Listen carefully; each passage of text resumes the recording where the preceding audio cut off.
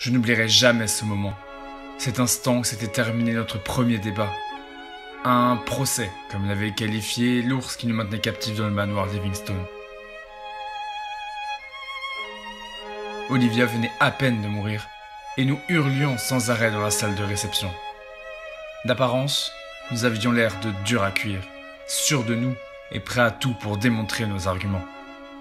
Mais la vérité, elle éclata à la fin du procès, lorsque Sam fut reconnu coupable et que nous fûmes rappelés qu'il était désormais l'heure pour notre condamné à mort de passer à la potence.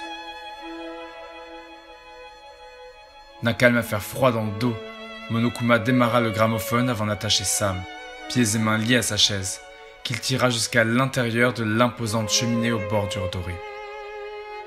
Enchanté par la musique, mes yeux se perdirent un instant dans la fresque florale, et mon esprit fut projeté dans un tout autre lieu, une prairie où la nature semblait avoir repris ses droits et où soufflait une légère brise printanière. Mais alors que le vent commença à se lever, je pouvais soudainement entendre les murmures autour de moi, des cris de douleur et de souffrance qui se mêlaient les uns aux autres dans un brouhaha incessant.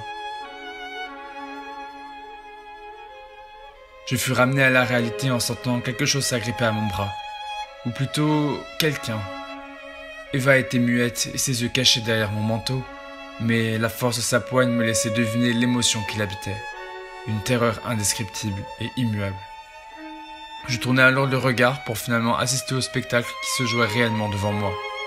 Bien loin d'un paysage printanier, ce que je voyais, c'était des flammes, crépitantes et rougeoyantes. Elles étaient si denses que je pouvais à peine distinguer le visage de Sam, dont le hurlement résonnait en moi comme une ultime tentative désespérée d'appeler à l'aide. En vain. Un hurlement qui dura jusqu'à ce que son corps soit entièrement consumé, mais qui resta dans ma mémoire pendant bien plus longtemps encore. La vérité, c'est que nous étions terrorisés. Si nous tenions tant à remporter ce procès, ce n'était pas pour l'honneur d'Olivia. Nous voulions simplement sauver notre peau. Et à l'exécution de l'un de nos camarades d'infortune, nos masques tombèrent les uns après les autres pour révéler l'atroce sentiment qui s'était emparé de nous dès le premier jour.